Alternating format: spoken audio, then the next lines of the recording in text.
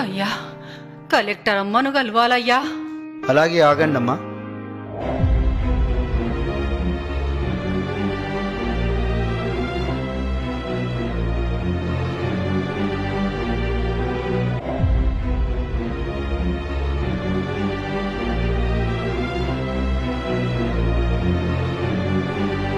Madam, మీ గురించి ఎవరో రైతు దంపతులు వచ్చారు మేడం.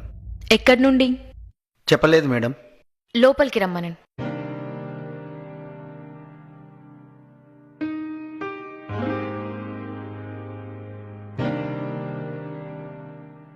దండాలమ్మా.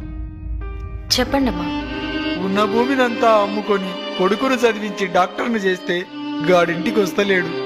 మేమే గాడింటికి పోతే కోడలు రాణిస్తలేదు. మెడబట్టి బయటికి దొబ్బింది.